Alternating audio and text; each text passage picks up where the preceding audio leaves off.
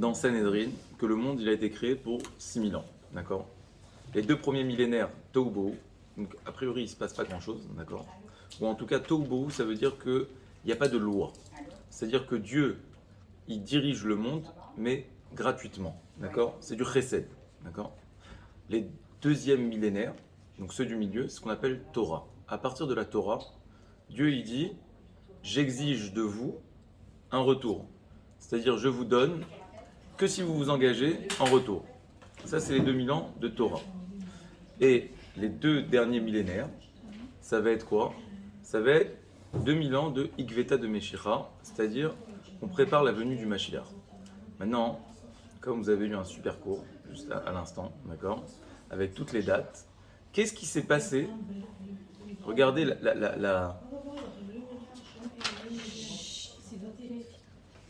regardez la perfection de ce texte. Qu'est-ce qui s'est passé en l'an 2000? En 1948, on a dit naissance d'Abraham. Donc Abraham, c'est celui qui va préparer la naissance du peuple juif, qui lui va recevoir la Torah en l'an 2448. D'accord? Donc en réalité, la Torah elle est née lorsqu'on est rentré en Égypte. D'accord? Donc on pourrait rentrer dans les détails, mais en l'an 2000, d'accord, si vous voulez, c'est concomitant avec tout l'épisode qu'on voit dans la Torah, la sortie d'Égypte et le don de la Torah en 2448. Très bien.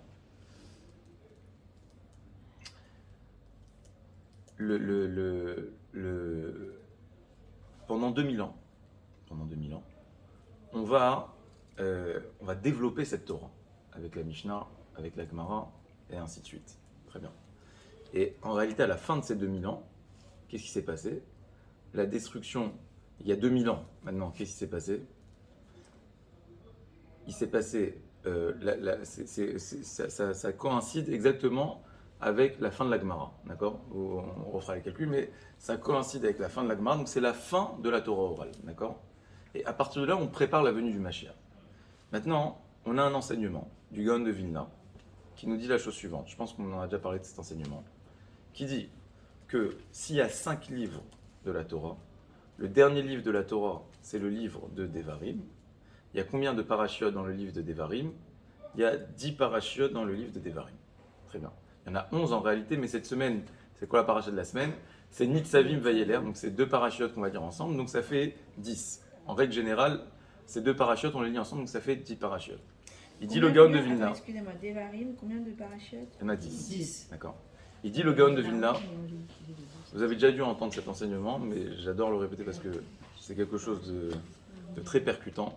Il dit le Gaon de Vilna, qui était, là c'est un vrai cours d'histoire aujourd'hui, le Gaon de Vilna, il était à peu près il y a 300 ans, d'accord? Il dit le Gaon de Vilna, il dit que chaque paracha du dernier livre de la Torah, elle correspond à un siècle du dernier millénaire. Okay. Donc là, vous l'avez compris, on est dans le dernier millénaire de la marche du monde, d'accord? Donc on est en 5783, on va rentrer en 5784, d'accord? Donc on est dans le combienième siècle du dernier millénaire? On est dans le 8e siècle, très bien. On est dans le 8e siècle. Donc, dit le Gaon de Vilna, si tu veux savoir ce qui va se passer, ce qui va se jouer dans ce siècle, d'accord? Alors regarde ce qui se passe dans la 8e paracha du dernier livre de la Torah. Chaque paracha, elle nous fait la lecture de ce qui se passe dans chacun des siècles. Donc la première paracha du livre de Devarim, c'est quelle paracha? C'est facile. C'est Devarim. Elle te raconte l'histoire de ce qui s'est passé entre l'an 5000 et l'an 5100. La deuxième paracha, qui est Vaetranan, elle te parle de ce qui s'est passé entre 5100, 5200 et ainsi de suite. Le Gaon de Vilna, juste quand il a écrit ça, il était dans le 6e siècle. Le 6e siècle, c'est ce qui correspond à la paracha de Kitetsé. D'accord? Alors, Kitetsé, non. Il était dans la paracha de Kitetsé, c'était avant. Après, on a la paracha de Kitavo. Ils lui ont dit, très bien, alors mais toi, tu es un homme remarquable, qui sort de l'ordinaire. Dis-nous, où est-ce que tu as écrit, toi, dans la paracha de Kitetsé? Alors il leur a dit, je suis écrit dans ces mots. Even Shelema. Even Shelema, dans la paracha de Kitetse, lorsqu'on parle des poids et des mesures, Even Shelema, c'est l'ordre qu'on a de mettre des poids complets, d'accord? Vous savez qu'avant, pour quantifier, d'accord, la marchandise, pour savoir combien ça pesait, alors on mettait, on mettait un poids en face. Comment on dit dans la Torah un poids? Even Shelema. Il a dit Even, c'est quoi? C'est l'acronyme du mot Eliaou ben Shelomo. Ok, Eliaou, c'était le nom du Gaon de Vilna, Ben Shelomo, le nom de son père, d'accord? Donc il a trouvé son nom dans la paracha. Bon, ça c'est pour la petite anecdote, mais ce qu'il y a de remarquable, c'est que la paracha d'après, c'est la paracha de Kitavo, et la paracha de Kitavo, elle coïncide avec la Seconde Guerre mondiale, et dans cette paracha, c'est dans cette paracha qu'il est dit qu'il y aura un peuple qui sera comparé à l'aigle, qui va venir et qui va te dominer, et avec toutes les clalotes qu'on a vu se jouer la semaine dernière. Qu'est-ce qui se passe dans la 8e paracha? Qu'est-ce qui se passe dans le 8e siècle, dans le siècle qu'on est en train de vivre? Si je vous pose la question, quels sont les faits marquants, d'accord? Je parle de l'histoire, pas du monde, d'accord? Je parle de l'histoire du peuple juif. Quels sont les faits marquants depuis le début du 8e siècle dans l'ère juive? Là, on est en 5783, donc ça veut dire, si on remonte il y a 83 ans, c'est-à-dire en 1940, ok, vous ne perdez pas dans le calcul, d'accord? On est en 2023. 2023 moins 83, ça fait 1940. Je vous demande, qu'est-ce qui s'est passé depuis le début du 8e siècle juif, d'accord? Qu'est-ce qui s'est passé dans les 83 dernières années? Et la question qu'on se pose, qu'est-ce qui va se passer dans les 17 ans à venir, Bezrat Hashem? Et la réponse, elle est contenue dans notre paracha. C'est-à-dire que dans la paracha de cette semaine, Nitzavim Vayeler. Normalement, on doit être capable de lire la paracha et de lire les événements de ce siècle. Alors je vous demande maintenant, dites-moi en 3 mots, d'accord, qu'est-ce qui s'est passé ce siècle, d'accord? Donc on a création de l'État d'Israël, d'accord? On a création de l'État d'Israël, ok? Alors, moi j'ai noté 3 choses, il y aurait peut-être beaucoup d'autres choses à noter. Il y a quand même eu au début Deuxième Guerre mondiale, 39-45. Là c'était 7e siècle. Ouais, mais il y a encore le résidu, d'accord? Il y a encore le résidu de... Fini la guerre. Alors, on a noté 3 choses. En question. Ah, j'ai pas pris de fromage. Je pense qu'on en a. Ouais, mais c'est pas grave. Alors, la paracha, elle commence avec les mots suivants. Atem nitzavim hayom kulechem, lifne Hashem elokechem. Donc, en réalité, juste pour remettre dans le contexte, le début de la paracha, c'est Moshe qui réunit tout le peuple juif. Okay? Il réunit tout le peuple juif. Et il leur dit, vous êtes présents aujourd'hui devant moi. Et il va énumérer toutes les couches sociales, toutes les différentes strates du peuple juif qui sont réunies à un même endroit. Atem nitzavim hayom kulechem, vous êtes tous présents devant moi. Rachechem, vos dirigeants. Shiftechem, toutes vos tribus, toutes vos branches, tous vos partis. Ziknechem, les anciens. Et Shoterechem, vous avez édifié, Shoterechem, c'est-à-dire une police, vous avez réussi à mettre en place un système judiciaire. Vegerecha, Asher Bisharecha, Vekerem Machanecha, Mechotev Etsecha, du bûcheron, Ad Shoev Memecha, jusqu'au puiseur d'eau. Et en réalité, dans le détail, il y a 10 catégories de personnes qui sont ici citées. Mais de quoi elle va parler? Ça va être quoi le premier sujet de la paracha? C'est de nous faire rentrer dans une alliance. Si tu respectes, ça va bien se passer en Israël. Si tu ne respectes pas, ça va mal se passer. Alors la première question qui est posée par les commentateurs, c'est je ne comprends pas. Ça fait une paracha. Dans la paracha de Kitavo, on n'a parlé que de ça. Que de cette alliance. Si on respecte, ça marche. Si on respecte, ça marche. Alors à quoi ça sert maintenant de nous répéter à nouveau, attention, si vous respectez, ça va marcher. Si vous ne respectez pas, ça ne va pas marcher. Quel est le sens de cette nouvelle alliance? Pourquoi on fait une nouvelle alliance? Alors, la réponse qui est donnée par le Or HaChaim HaKadosh, il dit la chose suivante. Il dit, si tu regardes dans notre paracha, à la fin de cette alliance. Et vous allez voir comment c'est un message, encore une fois, là, mon thème, c'est d'essayer de faire l'analogie en ce qu'il y a dans la paracha et ce qu'on vit aujourd'hui. D'accord? Donc, il dit le Or Chaim Akadosh, il dit non. Si tu vois le dernier verset qui traite de cette alliance, il dit la chose suivante. Anistarot Lachem Elokenu. Nistar, c'est-à-dire tout ce qui est caché, c'est pour Dieu. Ce que tu fais chez toi à la maison, ça concerne toi et Dieu, ça concerne personne d'autre, d'accord? Mais Aniglot, Lanu Uvanenu. Ce que tu fais en public, ce que tu fais aux yeux, au vu et aux yeux de tous, ce que tu affirmes, ce que tu revendiques, alors là, Lanu Ulvanenu, ça nous concerne tous. Il dit le Or Chaim Akadosh, la nouveauté de cette alliance, c'est que si dans la parashat Kitavo, on parlait d'une alliance individuelle, chacun avec son Dieu, là ici, non. Il y a une responsabilité collective. Pourquoi?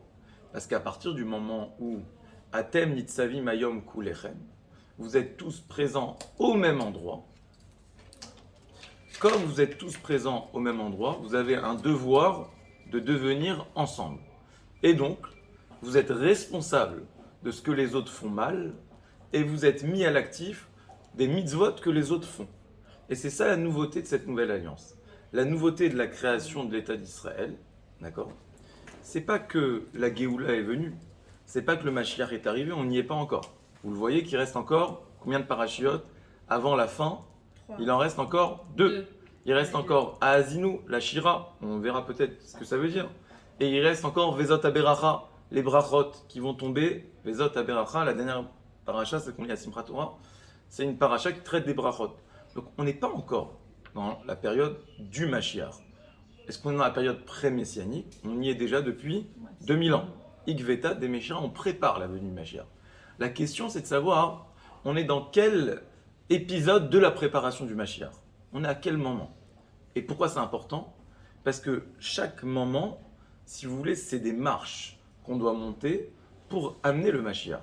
Et donc notre responsabilité, c'est quoi? C'est de comprendre quel est le rôle de notre époque, qu'est-ce qu'on a à faire, où est-ce qu'on doit amener le peuple juif, quelles doivent être nos préoccupations aujourd'hui.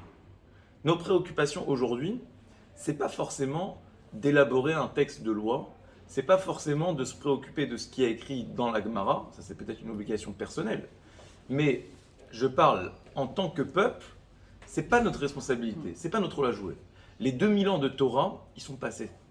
Nous, notre rôle, c'est de comprendre ce que eux ont dit, pour pas être trop bête, d'accord? Et pour être héritier de ce qu'ils nous ont transmis. Mais est-ce qu'on doit développer la Torah? Non, la Torah, elle est scellée, elle existe déjà, d'accord? Nous, aujourd'hui, on doit comprendre la Torah. Très bien. Mais alors c'est quoi, nous? Qu'est-ce qu'on apporte? Qu'est-ce qu'on fait? On est juste là, on est passif, on doit attendre que le Mashiach il arrive. Comment on fait pour faire venir le Mashiach? Pour ça, on doit savoir qu'est-ce qui se passe dans notre paracha, qu'est-ce qu'on nous demande de faire aujourd'hui. Parce que si tu rates cette marche, tu ne peux plus monter la marche d'après, d'accord? Donc notre responsabilité, c'est de décoder ce qui doit se jouer dans notre siècle pour savoir comment on gravit les échelons et on amène le Mashiach, Bezrat Hashem, Bimera B'Yamen. Alors, Anistarot, l'Hashem Elokenu. Ce qui est caché, c'est pour Dieu. Ce qui est révélé, c'est pour nous tous. Et donc, il dit le Or Chaim, c'est pour ça qu'on a jugé bon, dans le premier verset de cette alliance, de te décrire chacune des catégories du peuple juif. En réalité, il y a 10 catégories, d'accord? Je ne sais pas il y a combien de partis politiques aujourd'hui, mais je ne sais pas si cette manière ça correspond. Mais en tout cas, ce qui est intéressant, c'est de comprendre qu'on met en évidence dans la Torah chaque sensibilité du peuple juif, d'accord? Il y a les dirigeants, il y a ceux qui sont en dessous, il y a ceux qui sont Chotev et Tzim. Chotev et Tzim, c'est le bûcheron, c'est-à-dire il y a ceux qui sont attirés par la loi, par la rigueur, d'accord? Le bûcheron, celui qui coupe, qui est cassant. Il y a Shoev Memecha, c'est le puiseur d'eau, c'est celui qui est plus peace and love, d'accord? Qui est dans l'amour, qui est dans le chesed, qui est dans l'ouverture. Et l'enjeu, c'est de réussir qu'à faire qu'ensemble, on va amener tout le monde dans un projet commun et unique. C'est ce qu'on appelle le Brit Arvut. Arvut, ça veut dire quoi? Arev en hébreu, ça veut dire un garant. si on est garant les uns des autres, c'est de comprendre qu'on est tous dans un même bateau, d'accord? Donc tu peux pas dire, moi je fais un trou dans le bateau et je m'en fiche, ça me concerne pas, non. À partir du moment où on est tous réunis ensemble dans la même terre, on a un objectif qui doit être commun. Donc c'est pour ça que c'est important de comprendre que je ne veux pas faire un cours là maintenant de Torah politique, d'accord? Non, mais c'est important de comprendre que parfois on dit que les religieux, ils n'ont pas leur mot à dire dans la vie politique, d'accord? Alors c'est sûr que les rabbins, ils ne doivent pas devenir des politiciens, des hommes politiques, chacun à sa place. Mais est-ce que pour autant, on doit avoir une attitude complètement passive et laisser ce jeu? Non, on doit avoir conscience qu'il y a ce rôle à jouer de Atem Nitzaïm Ayom Kulechem. Donc on doit amener le Ham Israël dans un sens et vers un chemin. Ça c'est le premier axe. Il y a écrit dans le... On passe à la suite.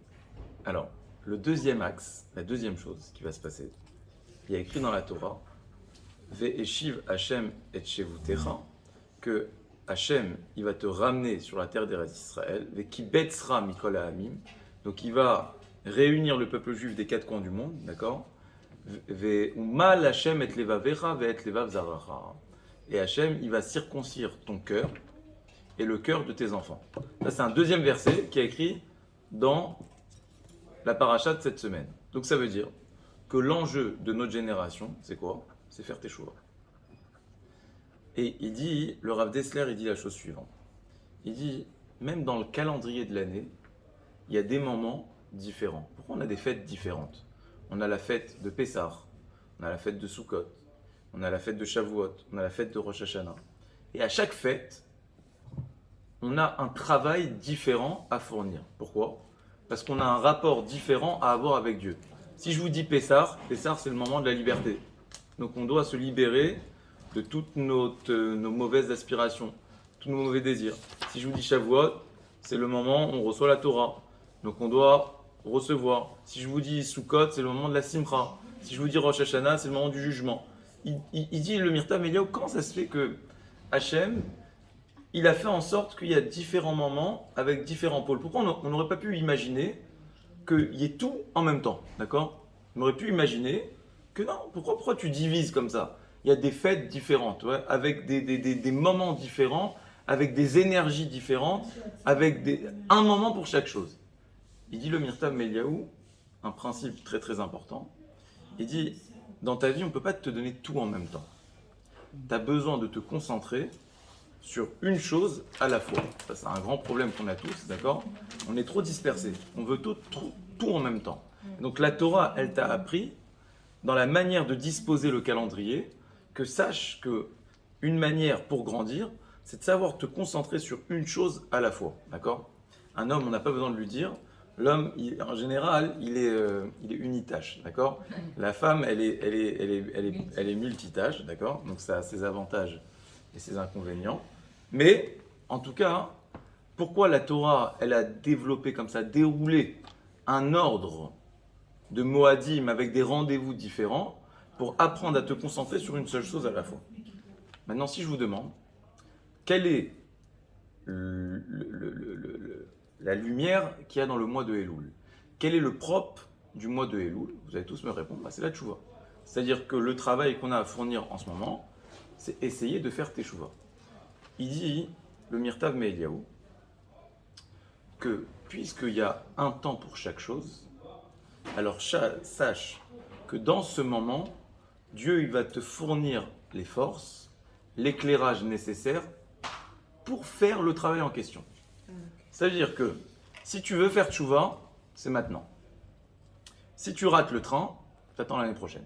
D'accord? Donc c'est à double tranchant.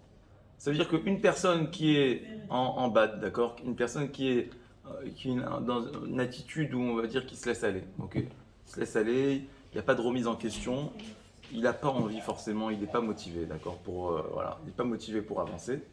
Alors il faut savoir que s'il laisse passer ce temps qui est précieux, où Dieu il t'aide à te relever, parce qu'il t'apporte les énergies nécessaires pour te relever, ça sera plus compliqué après. D'accord? Parce que là, il y a comme un soutien qui nous est donné par Dieu. D'accord? Au niveau des énergies spirituelles qu'il y a dans ce moment. D'accord? Et il dit, c'est ça l'intérêt d'avoir créé un moment de tchouva. C'est un moment où Dieu aussi met la main à la pâte. Dieu aussi il participe à l'effort.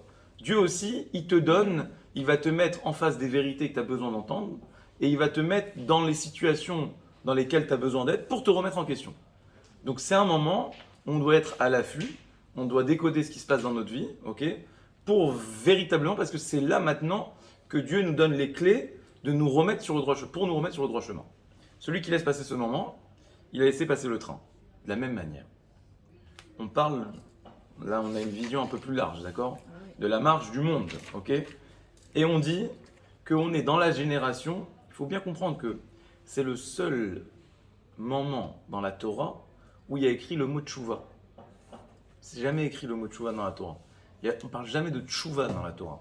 Le seul moment où on parle de tchouva, c'est dans notre paracha. C'est-à-dire qu'on vit dans une génération où très certainement on est peut-être aidé à faire tchouva. Okay, en tout cas, c'est comme ça qu'on doit entendre les choses. Et que si on laisse passer ce temps, on aura manqué à l'appel. Et ça sera plus compliqué. Donc c'est en même temps un message qui est réconfortant, d'accord? Parce que c'est de savoir que, voilà, regardez, on parlait tout à l'heure de la possibilité d'avoir de la Torah à n'importe quel endroit, à n'importe quel moment de la journée. C'est vrai qu'aujourd'hui, je faisais un cours il y a 2 semaines, où je disais que aujourd'hui, je pense que la notion de pouvoir dire qu'un homme il est involontaire, je sais pas, je connais pas, j'ai pas appris, pour moi aujourd'hui, mais c'est un discours qui est dépassé. C'est de la mauvaise foi. De dire je savais pas, aujourd'hui c'est pas possible. De dire je veux pas savoir, ça oui. Même celui qui habite dans la France, le fin fond de la France, d'accord, il a accès à la Torah. Il a accès. Tout le monde a accès. Tout le monde a la connaissance, de près ou de loin, mais tout le monde a la possibilité.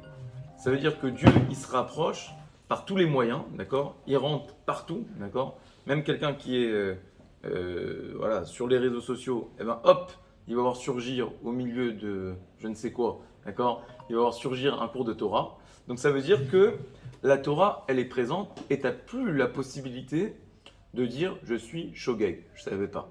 Aujourd'hui, tu es soit conscient et donc volontaire et donc responsable de tes erreurs, soit tu es tzaddik, d'accord? La demi-mesure, elle existe de moins en moins. Pourquoi? Parce que Dieu, il nous amène à la teshuva. Et donc, c'est un message responsabilisant, d'accord? Mais c'est aussi un message réconfortant. Responsabilisant parce que c'est vrai que si on laisse passer l'occasion, ça va être plus compliqué après. Mais j'aimerais peut-être continuer sur ce message de la tchouva. Quels sont les mots? On parle de la tchouva, mais c'est très compliqué de faire tchouva, d'accord? Et pourtant, qu'est-ce qu'elle nous dit la Torah quand elle parle de la tchouva? Elle nous dit la chose suivante. Lo bashamaimi, la tchouva, qui a mitzvah hazot, c'est les mots qui sont écrits dans la paracha. Lo bashamaimi, elle n'est pas dans le ciel. Velo be'eretz rechoka, velo me'ever laya, et elle n'est pas dans une terre lointaine, elle n'est pas de l'autre côté de la mer. Et là, ki karov elecha adavar me'od. C'est proche de toi. Velo be'eretz rechoka, velo me'ever laya, elle n'est pas de l'autre côté de la mer, mais ki karov elecha adavar me'od me'od. Je vous pose une question sincère, que moi je me pose chaque année, d'accord? Comment la tchouva elle est proche de nous? En quoi la tchouva elle est proche de nous? La tchouva c'est quelque chose de très compliqué. La tchouva c'est quelque chose... C'est compliqué de se remettre en question, c'est compliqué de recharger les batteries, c'est compliqué de retrouver la motivation, c'est compliqué de regretter. Alors comment on fait? Pourquoi la Torah elle te dit c'est pas loin, c'est proche? Et puis pourquoi la Torah elle te dit c'est pas loin, c'est pas loin? Qu'elle te dit c'est proche, ça veut dire quoi? Lo bashamaim, c'est pas dans le ciel. Velo me'ever la yam, c'est pas de l'autre côté de la mer. C'est quoi? C'est pas de la poésie la Torah. Mais ça veut dire que c'est à notre portée. C'est dans notre cœur. Ça veut dire que c'est dans l'essence de notre neshama. Dans notre essence. C'est ça. Donc il n'y a rien de plus proche que notre neshama en fait. Dans notre part divine. Mais concrètement, mais c'est à notre portée. Concrètement, quelle est Quel est l'impact de cette parole? Ça veut dire, la Torah, elle est venue te dire, bon, ça, vas-y, trouve bien, fouille en toi, tu vas réussir. Si tu veux, tu peux, elle est là, c'est là. C'est toi, même pire, c'est toi, c'est ton essence. Comme vous avez dit, ce que tu fais cacher, ça concerne toi et Dieu. Ouais. Donc du coup, c'est en toi, c'est dans ton cœur. Donc c'est la part... Mais là-bas, je parlais de la responsabilité vis-à-vis des autres, d'accord? Oui. Alors, moi, je vais vous dire comment j'ai lu une très belle interprétation, d'accord, de cette phrase. Lo bashamaimi, et moi, c'est quelque chose qui m'aide beaucoup, et c'est un thème que souvent on aborde ensemble. Lo bashamaimi, velo me'ever layam. Vous aurez remarqué, regarde, je vais vous le dire compliqué et après simple, d'accord? Mais je vais vous le dire d'abord compliqué, d'accord? Pour vous montrer la profondeur du texte, ok? Dans le mot shamaim, comment s'écrit shamaim? Ça s'écrit sham yam. D'accord? Sham yam, d'accord? Là-bas, il y a la mer. D'ailleurs, vous avez remarqué que la mer et le ciel, il se reflète dans la mer, d'accord? Très bien. En réalité, l'idée de la mer dans la Torah, ok, la mer, ouais, c'est l'idée de l'infini, d'accord? C'est l'idée de l'idéal, des choses qui sont parfaites. C'est la perfection. La mer, pourquoi on met des tzitzit bleus? Parce que ça nous rappelle la mer ça nous rappelle le ciel ça nous rappelle Dieu. Et donc, lorsqu'on projette dans la mer, pourquoi on est émerveillé? Pourquoi on ne se lasse jamais de regarder un coucher du soleil avec la mer comme ça à l'infini? Parce que la mer, c'est l'infini, d'accord? C'est la perfection. Il n'y a personne qui va dire « c'est pas très beau ». Ouais. Non, tout le monde est d'accord. Ça met tout le monde d'accord, d'accord? Un coucher de soleil, mais tout le monde est d'accord, c'est incroyable. C'est-à-dire que c'est vraiment comment dire, la personnification de Dieu, d'accord? Si tu veux avoir l'image de Dieu, Amavdi, elle fait les Fadalot, mais en tout cas, c'est ce qui nous rapproche le plus du divin. C'est la mer, le ciel. Quand on voit ça, tu demandes à un enfant où il est Dieu, dans le ciel, d'accord? Il n'est pas dans le ciel, il est partout Dieu. Mais pourquoi? Parce que le ciel, c'est la notion d'infini. Très bien. Lorsque vous prenez de l'alphabet, c'est là la partie compliquée, mais c'est là la partie la plus belle pour moi, d'accord? Lorsque vous prenez l'alphabet, il y a une technique de lecture de l'alphabet qu'on appelle le Hat-Bash. Ça veut dire quoi le Hat-Bash? Aleph, Taf, Bet, Shin. Première lettre de l'alphabet, c'est le Aleph. La dernière lettre de l'alphabet, le Taf. Donc il y a une technique de lecture, de réinterprétation des mots, où tu vas, à la place du Aleph, tu vas mettre le Taf, à la place du Bet, tu vas mettre le Shin. On va créer comme ça, si vous voulez, des paires de lettres, d'accord? Des binômes, d'accord? Chaque lettre, elle se fait face, en partant de la première avec la dernière, la deuxième avec l'avant-dernière, et ainsi de suite, ainsi de suite, ainsi de suite, jusqu'à arriver au milieu de l'alphabet. Qu'est-ce qu'on a au milieu de l'alphabet? C'est quoi les deux lettres du milieu de l'alphabet? Voilà, c'est la partie Ulpan, d'accord? Ouais. Qu'est-ce qu'on a au milieu de l'alphabet? Mais vous allez voir comment, moi c'est magnifique pour moi. Qu'est-ce qu'on a au milieu de l'alphabet? On a le Mem et le Yud. Très bien. Bon, ça fait le mot Yam. Très bien. Ça fait aussi le mot Mi. Mi, ça veut dire qui. Pourquoi? Parce que la question qu'on se pose quand on voit la mer, on dit mais qui est derrière ça? D'accord? Ça veut dire c'est forcément quelque chose qu'on ne peut pas comprendre. Qui, c'est la notion, c'est quelque chose qui nous dépasse, d'accord? On est devant l'inconnu, d'accord? On est devant quelque chose dont on n'a pas la réponse. On est devant une question quand on est devant la mer, d'accord? On a une question qui nous appelle à une réponse. Mais comment? Qui? Comment c'est possible? Ça, c'est le mi, c'est l'infini. Très bien. Le yam. Qu'est-ce qu'on a? Qu'est-ce qui encadre? Essayez de vous faire un petit schéma, d'accord, visuel, d'accord? Vous avez le yud et le mem. Qu'est-ce qui encadre le yud et le mem? Quelle est la lettre qu'on a avant le yud? Et quelle est la lettre qu'on a après? Noun. Tête. Tête et noun. Tête avant le yud. Tête avant le yud.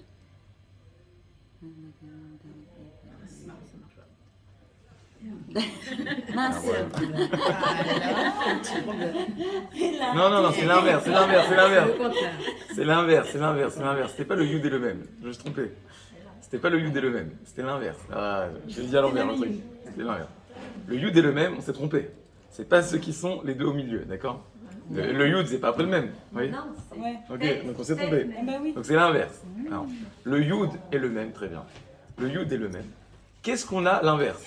Dans le yud est le même. Ok, c'est-à-dire qu'est-ce qu'on a après le yud Ah, ok. et qu'est-ce qu'on a avant le même. C'est quoi leur D'accord? binôme à eux? Voilà. Ok. Qu'est-ce qu'on a au milieu, au centre de l'alphabet? Voilà, c'est ça la beauté. Ok, regardez. On a le yud. Après le yud, on a quoi? C'est facile. Qu'est-ce qu'on a après le yud? Vous faites comme ça, mais il faut me dire. Ouais. Alors on a. Qu'est-ce qu'on a après le yud? On a le kaf. D'accord? Yud, kaf. Très bien. Qu'est-ce qu'on a avant le même, qui est après le kaf? J'aurais dû vous ramener la règle, d'accord? On a le lamed, d'accord? Donc en réalité, dans le yam, ok? Dans le yam, vous comprenez ou pas ce que je dis? Ouais, Dans le yam, il y a tout. on a les lettres kaf, lamed. lamed. Ça forme quoi? Ouais. Kol. Kol, ça veut dire le tout, ça veut dire l'infini. Ok? Donc dans le yam, on a le kol qui veut dire l'infini. Et c'est pour ça que le Ham Israël, quand est-ce qu'il est devenu le peuple juif? Quand il a traversé la mer. Quand il a traversé la mer, il est devenu kol, il est devenu infini. D'accord? Ça, c'est le sens qu'on doit donner au miracle de l'ouverture de la mer. Pourquoi Dieu il a choisi qu'on devait traverser la mer? On est passé Betor Hayam, avec dans la Torah. On a traversé, on est passé dans la mer. Pourquoi on est passé dans la mer? On est passé à l'intérieur de la mer, ça veut dire que conceptuellement, on est devenu associé à ce qu'il y a dans la mer, associé à l'infini qui est dans la mer. D'accord?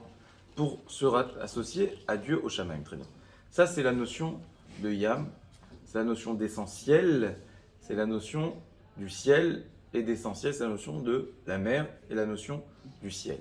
Ce que, pour moi, la Gemara, elle dit, la Torah, elle dit, quand elle te dit Lo bashamaimi, velo me'ever la yam, c'est pas de la paraphrase. La Torah, elle te dit, sache que on a tendance, parce qu'on est des hommes entièrement vrais, d'accord? Parce qu'on a été créés à l'image de Dieu, on est des personnes sincères.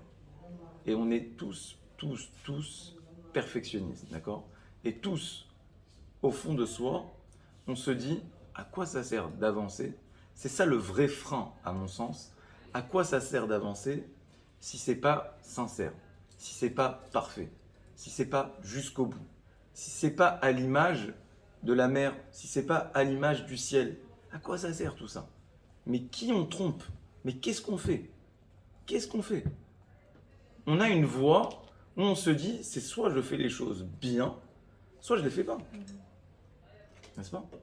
Moi, j'ai dit une fois à ma mère, quand je partais à la yeshiva, moi je lui ai dit, quand j'étais jeune, je lui ai dit, regarde, moi, c'est simple, hein. Si je fais tchouva, on était traditionnels, tout ce qu'il fallait, on faisait tout ce qu'il faut. Je lui ai dit, si je décide de changer, je vais à la yeshiva, les papillotes, les trucs, et c'est fini, quoi. Bon, alors... On dit que c'est pas bien de tout hein, faire à vitesse. Très bien, mais voilà, où c'est que c'est écrit que c'est pas bien? Eh ben, je sais pas, c'est beaucoup Dans la de Torah. beaucoup de rabbins qui disent Alors ça. je vous le dis, c'est écrit ici. Vraiment? L'eau, c'est ça qu'on est en train d'expliquer. Ne te dis pas l'eau bashamaimi. Tu veux faire tchouva? L'eau bashamaimi. Ne fais pas tout comme ça d'un coup, d'accord? Ne te dis pas je vais tout faire. Parce que ça, c'est quelque chose, si tu le fais, ça va te briser, d'accord? Et si tu le fais pas, tu vas renoncer avant d'avoir commencé, d'accord? Karov elecha adavar me'od. Quand on te dit Karov elecha adavar me'od, très certainement que l'explication que vous avez donnée, elle est vraie. Ce que tu peux faire, tu Mais fais. Karov elecha, c'est regarde ce qui est à ta portée, regarde ce qui est à ta hauteur, d'accord? Et n'aie pas peur, on l'a répété peut-être 200 fois, mais ça fera 201 fois, n'aie pas peur des incohérences, d'accord? Parce que c'est les incohérences qui vont créer le levier pour pouvoir progresser. Créer des contradictions en soi, c'est la possibilité de pouvoir avancer, d'accord? Parce que notre moteur, c'est la vérité. Mais utilise la vérité comme un moteur, pas comme un but, pas comme un idéal à atteindre tout de suite. Utilise-le comme un moteur. Ce moteur, c'est j'aspire à la vérité. J'ai en vue le Shamaïm, le Yam, l'infini. J'ai en vue. J'ai des aspirations qui sont énormes. Ne manque pas d'ambition pour la Torah. Ça, c'est un autre problème. Les gens ils disent, bon, ok, moi cette année, j'ai entendu le rabbin, il a dit, il faut faire des petits trucs. Donc qu'est-ce que je vais faire? Ok, cette année, j'ai décidé Qu'est-ce que je vais faire? Je sais pas, je vais l'exemple. Manger caché. Hein? Manger caché. Non, je vais faire un petit truc. Voilà, je vais une fois. Comme il m'a dit, voilà, cette année, je vais venir à Kippour un quart d'heure en plus, d'accord? Bon, il faut trouver le fil, d'accord, qui va te permettre de progresser, bien évidemment. Mais ce que je veux dire, c'est être conscient qu'il y a un Yetzer Hara très très profond qui provient de cet élan de soif de vérité, d'accord? Je veux la vérité, je la veux oui tout de suite maintenant, et ça me casse, ça me freine. Ça crée chez moi du désespoir, parce que je me dis jamais j'y arriverai. Et quand je me dis jamais j'y arriverai, je suis freiné et j'y arrive pas. Le dernier point qu'il y a dans la paracha, je finis avec ça, le dernier point qu'il y a dans la paracha, c'est la paracha de Vayeler. Et à mon sens, c'est ce qu'on vit aujourd'hui dans notre génération. Après l'élan de Tchouva, qu'est-ce qui va se passer? Je ne suis pas en train de vous faire une lecture des années à venir, d'accord? Suspense, qu'est-ce qui va se passer? Mais la paracha de Vayeler, c'est lorsque Moshe il formule ses adieux au Ham Israël. C'est la mort des grands, la mort des leaders, la mort des grands rabbinim. Moshe Rabbeinu, il nous fait ses adieux. Et en réalité, si vous regardez les années précédentes, il y avait plein de grands rabbinim. Et ils sont tous partis les uns après les autres, n'est-ce pas? Les uns après les autres. On avait le Rav Chaim Kanievski, on avait le Rav Ovadia Yosef, on avait le Rav Steinman, on avait le Rav Yosef Cohen, on avait le Rav Eliashiv, on avait le Rav Shar, on avait plein de rabbinim. Aujourd'hui, même dans le monde religieux, ils ont du mal à dire qui est le Gadol Hador. C'est qui le Gadol Hador? On n'a plus. On avait dit c'est le Rav Edelstein, lui aussi il est parti cette année. C'est-à-dire qu'il y a une perte de repères, d'accord? Il y a un Vayeler. Vayeler, ça veut dire il s'en va. Okay, les grands s'en vont pour laisser émerger la nouvelle génération. Pourquoi? Parce que le rôle qu'on a à jouer, c'est de comprendre que on ne peut pas, en réalité, je pense, c'est comme ça que je lis cette chose, c'est que c'est pas que les grands ils s'en vont, c'est qu'il y a un décalage, si vous voulez, qui est de plus en plus marqué entre les générations du dessus et les générations d'après. D'accord? Moi, je le vis en tant que parent et en tant qu'enfant. D'accord? L'écart qu'il y avait entre la génération de mes parents et moi, elle est beaucoup plus petite que l'écart qu'il y a entre les générations. C'est-à-dire que plus les générations vont, plus il y a une disparition des repères de la génération d'avant. D'accord? Il y a une singularité, en fait, comme disait le Rav Lemel et Abraham Noël, par rapport à la génération, non? Une singularité. Alors, comment elle s'exprime cette singularité? Et je finis avec ça. Pour moi, cette singularité, elle s'exprime dans le fait que, et c'est ce qu'a dit la Gemara, c'est-à-dire qu'on est comme laissé à l'abandon, d'accord, par les générations d'avant. Pourquoi? Parce que ce qu'on a besoin, et c'est ça la difficulté, c'est ça qui est déroutant. Ce qu'on a besoin, c'est un réveil qui vient de toi. Chacun doit se réveiller tout seul. Il faut arrêter de se reposer sur l'un, sur l'autre, sur le grand-père qui était rabbin. Non, chacun, il doit se réveiller seul. Et c'est ça la responsabilité face à laquelle on est mis dans notre génération. Bezrat Hashem, il nous reste 17 ans pour faire le job. Et Bezrat Hashem, qu'on voit se jouer la paracha de la semaine prochaine. Paracha de la semaine prochaine, c'est que du kiff, d'accord? C'est Parachat Ha'azinu. Donc c'est de la poésie, c'est des chants. Donc vous allez voir, dans 17 ans, on verra la vie en rose, Bezrat Hashem. Amen. Si on arrive à faire ce qu'il faut, Bezrat Hashem, amen, amen. Ça va, on sera tous là. Merci.